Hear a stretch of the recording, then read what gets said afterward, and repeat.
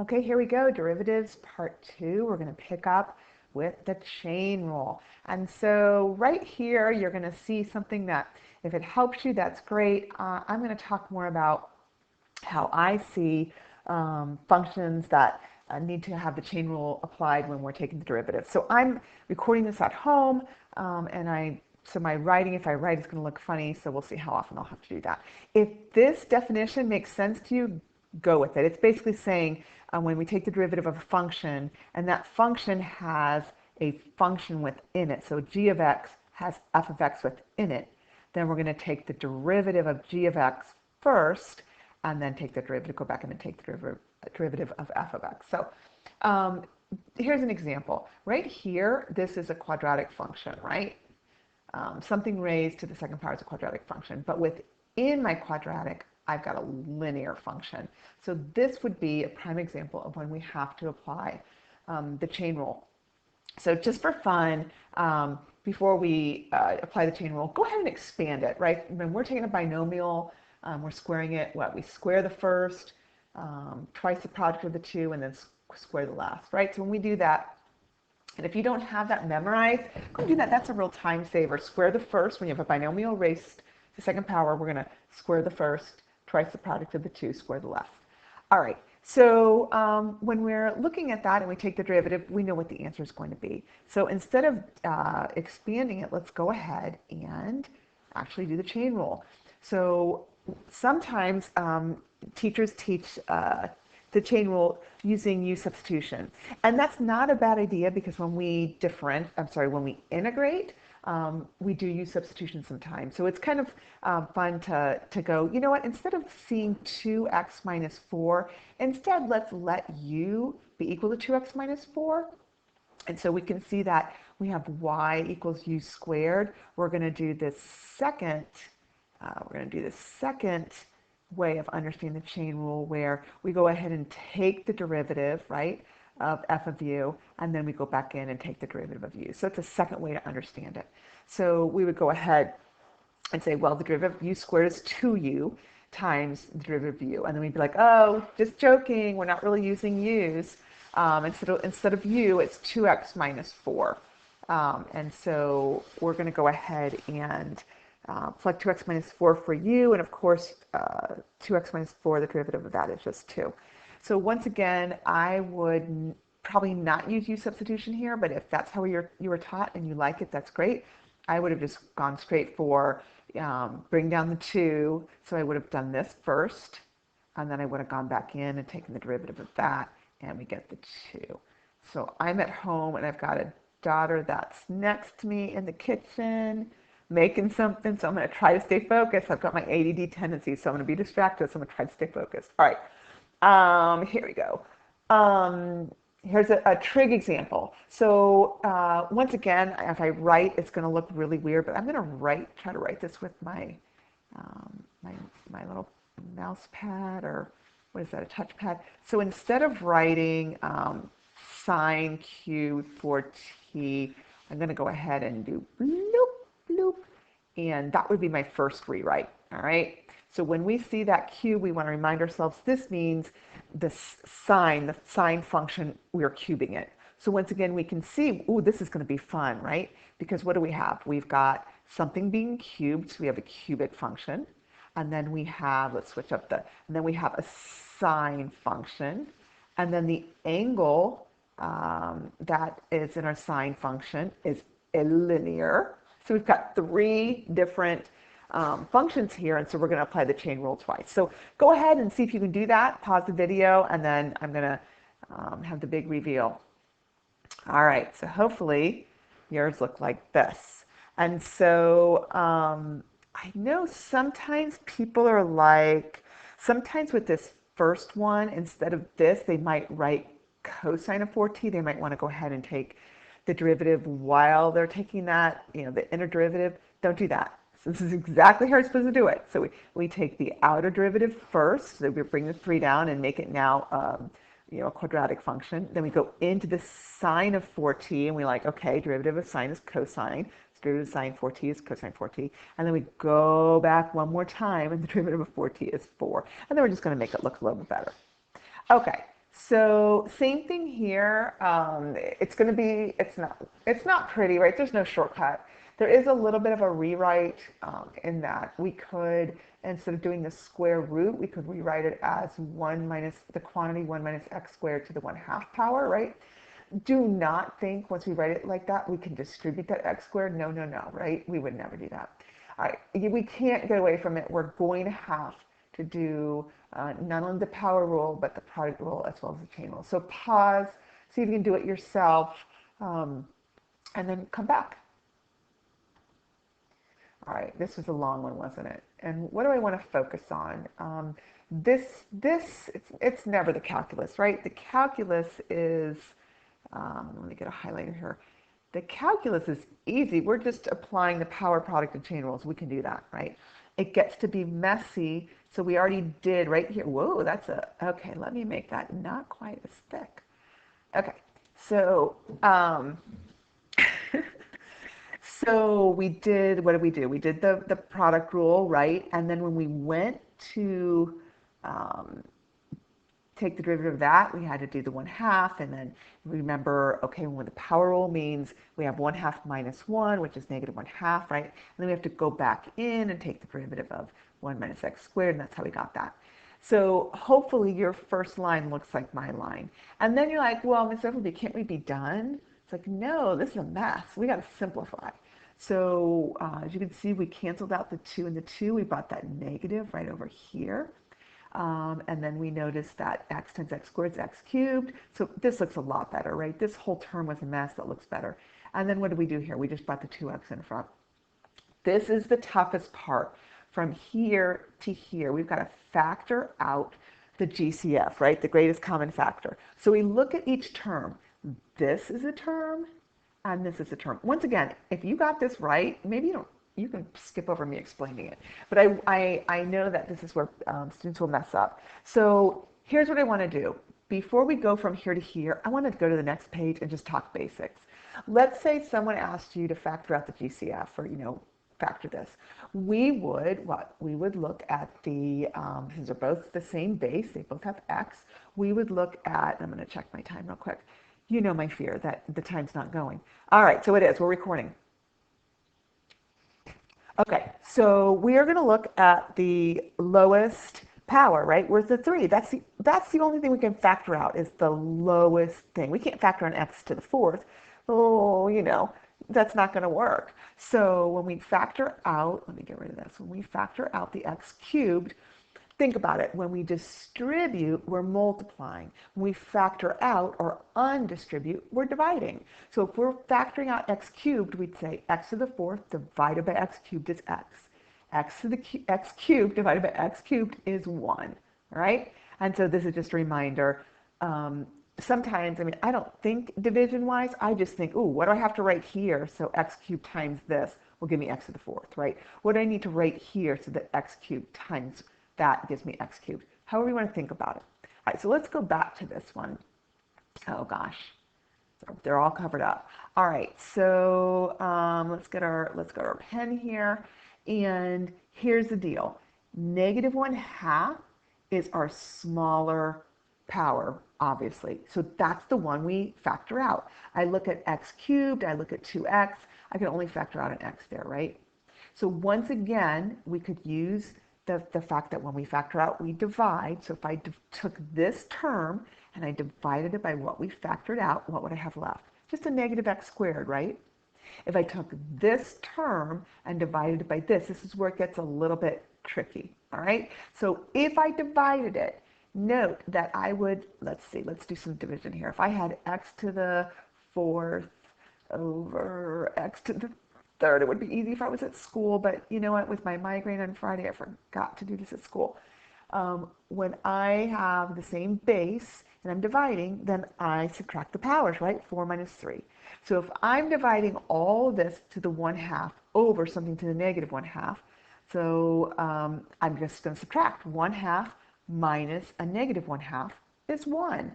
And so that's why you'll see this right here. So that's the toughest part. Once we do that, we're just distributing the 2, gathering like terms, and then we're making it pretty. We never want to leave a negative exponent or answer. It's just not nice.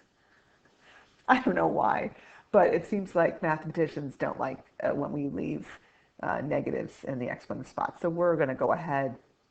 We know that that means kick it down to the denominator, and we know that the 2 in the denominator of the power means square root, right? The roots are in the denominator, the powers are in the numerator. All right. If you have questions about this, ask me. Ask me in class. Reminders. What are these reminders? Let's see. Um, all right, f of x just means the value of the function at a certain x, okay? The value of the function, which is always going to be y, is always dependent on the value of x, independent input. All right, for some reason I felt the need to remind somebody of that. Maybe that was last year or the year before. All right, so f prime of x, or dy over dx, means we're taking the derivative of a function with respect to the independent variable. Another way to think about it is, how is a function changing with respect to x? All right. All right, so we're going to jump into related rates just for a hot second, and then we're going to go into implicit. So imagine that we have a cone filled with water. As the water is leaving the cone, everything is changing in a related way, right? All rates of changes in volume, height, radius, they're related, and they're all changing with respect to time. And so when we do this type of related rates problem, right, we start with a formula, and then we take the derivative with respect to time. And so we'll notice here it's like, oh, we're kind of doing some implicit differentiation. So let's go ahead before we get into related rates and sharpen our ability to differentiate implicitly. All right, so let's do that.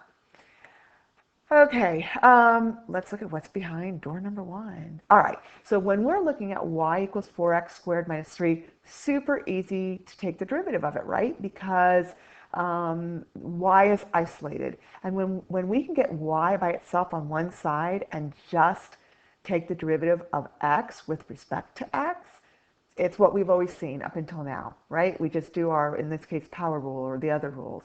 But wonder if we see a function that we cannot isolate y. I mean, you can try all night if you want to. You cannot isolate y. And so when this happens, when we're asked to take a derivative, we're going to have to take the derivative implicitly. We can't take it explicitly because y is not defined explicitly. And so what that means is we've always taken this for granted. When we have y by itself, we're taking the derivative with respect to x. So we've never had to do anything because we're dealing with x. But here, when we are taking the derivative of y cubed, we have to take the derivative with respect to x. And so it gets a little tricky. But you know what? It's not tricky. You've already learned this. This is just a review. All right, so here we go. Find the derivative of y cubed. So we're going to find the derivative of that. You know what? Let me go back. Let me go back. Let me go back. All right. So there we go. Pause it. If you know how to do implicit differentiation, do it. And then come on back. All right. So let's look at the themes of how to do this. We're going to go ahead and, you know, when we take the derivative of y cubed, we do the power rule, but then we have to come back and do the derivative of y with respect to x, which is dy dx. Sometimes people will say that implicit differentiation is kind of like using the chain rule because you take the derivative of the cubic and then you have to go back in and take the derivative of y with respect to x. You can think about it however you want, but we did the same thing with y squared here, same thing with negative 5y, and then of course we didn't have to do it here because we're taking the derivative with respect to x, such as negative 2x, and of course taking the derivative of constant is 0. All right, what we did from here to here is we need to get all of the, I kind of did 2 steps in one. We want to get all the all the terms that have dy dx in them on the same side, kick that negative 2x out to the other side, and then we want to factor out the dy dx. And I say factor out because it's, I know it just feels funny to say that, but that's what it looks like we're doing, so we're going to call it that. And then we want to isolate dy dx, and voila, here we go. So, you know, this is the first time that whenever, like, they're wanting to know, you know, what's the slope of the line at a specific point, and we just had to plug in the x value, right? Well, now we have to plug in both the x and y value for that point when we're looking at something that we derived implicitly. All right, what's behind door number 3? Let's see.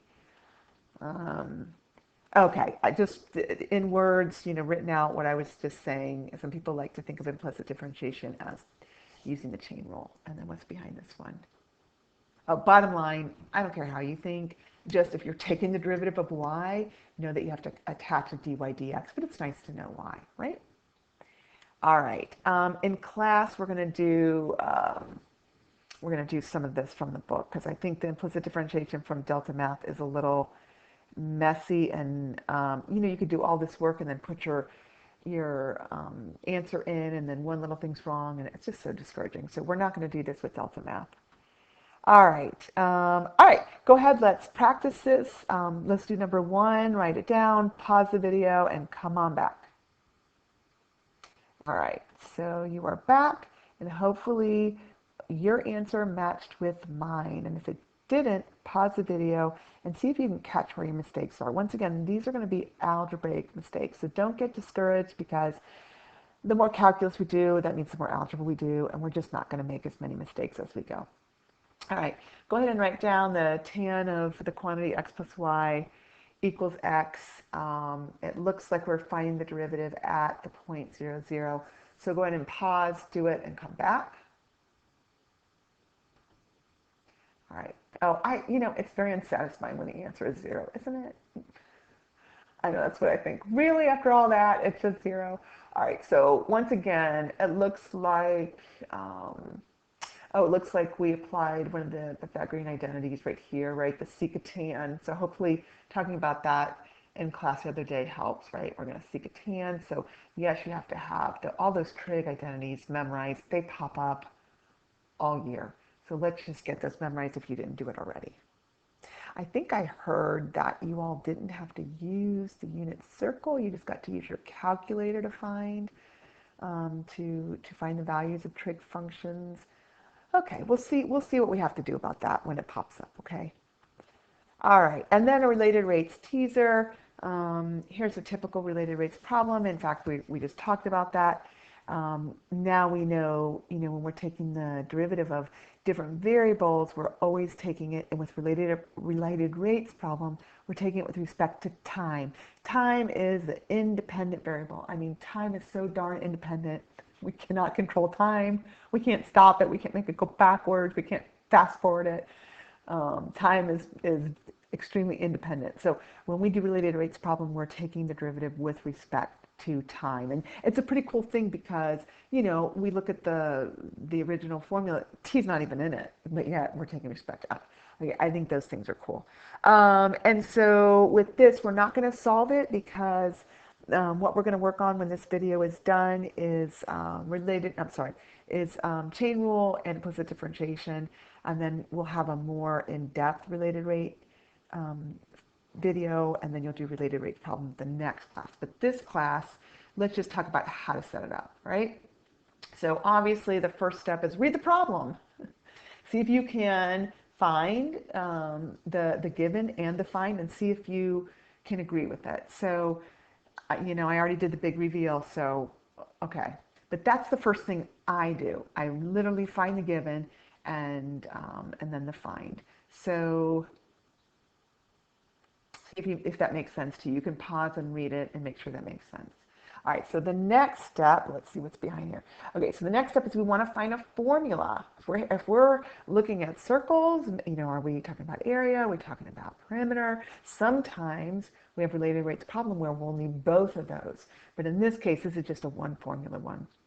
So once you find a formula that works, you go ahead and take the derivative with respect to time, and you plug in your values, and you solve. So this one is a super easy related rates problem because we didn't have to do any side work before we plugged in, but we'll see those more in the related rates video. All right, I think that's it, and my hope is that these videos, if you remember everything, you've gotten to fast forward, and now you're working hard. And if you did not retain, even though you were smart enough, you learned it, you were good at it last year, but you didn't retain it, that you take some time, slow it down, go back, take good notes. All right.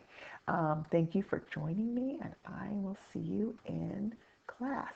Ooh, under 20 minutes. Woo woo!